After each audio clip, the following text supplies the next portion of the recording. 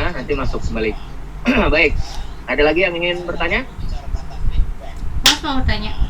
Baik, kalau tidak saya lanjut materi kita berikut hari ini, yaitu mengolah data. Saya ulang kembali, uji asumsi klasik ya, yang terdiri dari uji normalitas, uji autokorelasi, uji multikolonialitas, dan uji heterokedasitas. Ya. Nah, pengujian keempat yang saya sebutkan tadi atau dalam kategori uji asumsi klasik, ini sama saja kita sudah melakukan pengujian regresi linier berganda atau sederhana. Ya, tergantung kondisi yang kita inginkan. Apabila kita ingin menguji variabel X1 terhadap Y secara parsial, artinya dari X-nya 1 ke Y-nya 1, X2-nya ke Y, itu disebut parsial. Nah, kita melakukan uji regresi sederhana.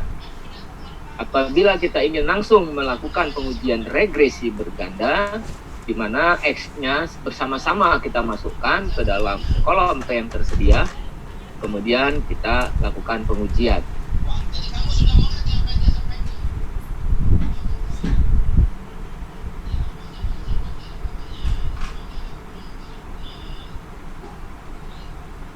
Baik, sebentar saya siapkan dulu materinya untuk yang saya share.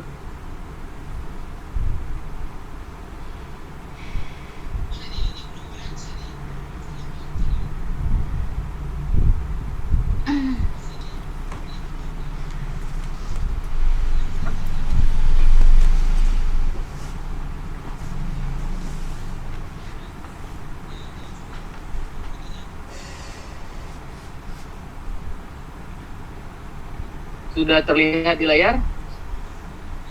Sudah, Pak. Baik, saya lanjut ya. Kemarin semalam kita sudah masuk ke uji validitas, kemudian kita sudah uji asumsi klasik. Saat ini saya ulang kembali uji asumsi klasik. Caranya sama seperti yang kemarin, kita klik analyze, kemudian pilih regression, pilih linear. Nah, kemudian klik kiri, masukkan. Di sini ada di dalam kolom menu linear regression ada dependent, kolom dependent. Kita masukkan Y-nya. Jadi yang kita masukkan ke dalam adalah total dari skor dari variabel Y. Kemudian ada tempat atau kolom independent. Kita masukkan X1. Nah, apabila kalau kita langsung klik OK, ini artinya kita melakukan pengujian secara parsial. Pengujian secara parsial yang berfungsi untuk mengetahui berapa besar pengaruh X1 terhadap Y. Saya klik OK. Kita akan melihat di sini pada model summary, terlihat bahwa hubungan R ini menyatakan hubungan atau korelasi. R menandakan hubungan atau korelasi sebesar 0,637. Untuk melihat hubungan, kekuatan hubungan, apabila mendekati plus 1 atau minus 1, maka hubungan tersebut sangat kuat. Kalau nilai 6,3 ini berarti masuk kategori cukup kuat atau cukup erat.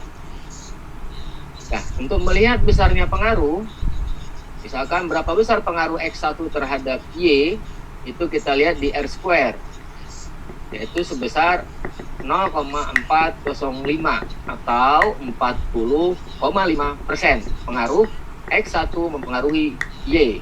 Jadi misalkan contohnya X itu motivasi, Y-nya kinerja, maka motivasi berpengaruh terhadap kinerja sebesar 40,5%.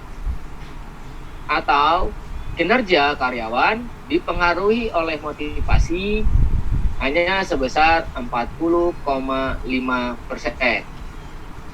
Baik, sampai di sini ada pertanyaan?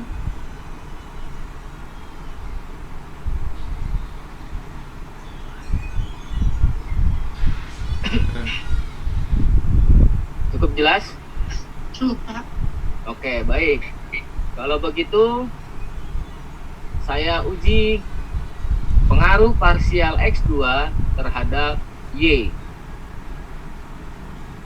X1-nya saya kembalikan lagi ke tempatnya. Saya masukkan ke kolom independen X2.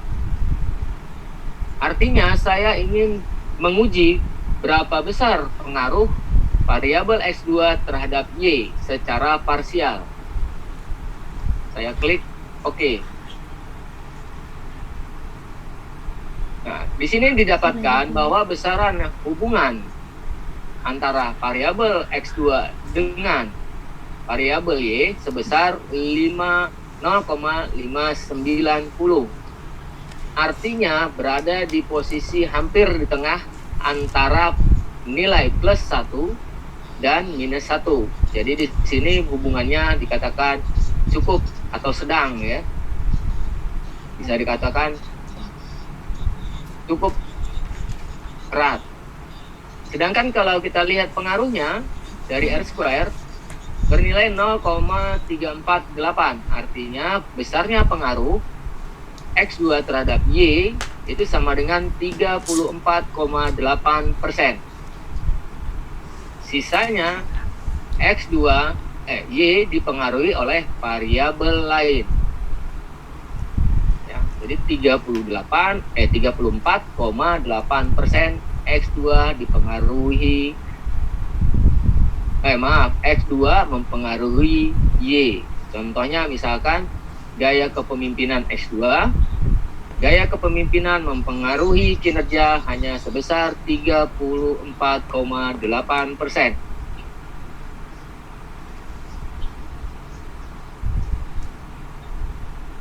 Ya, cukup jelas?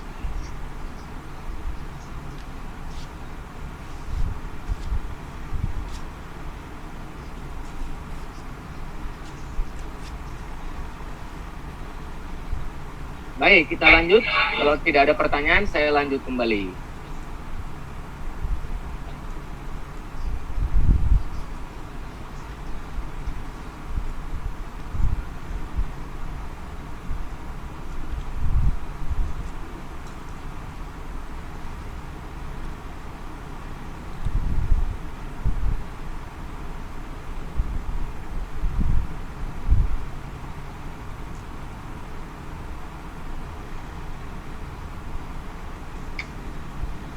Sekarang kita ingin melakukan pengujian hipotesis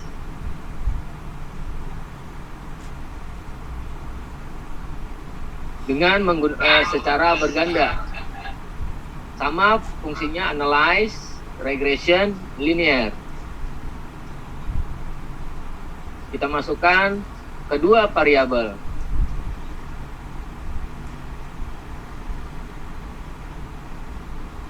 Kemudian kita klik tombol statistik, kita pilih, kita centang collinearity diagnostic untuk melihat multikoliniaritas, kita centang Darwin-Watson untuk melihat hasil uji Darwin-Watson atau uji autokorelasi, klik continue, kita klik tombol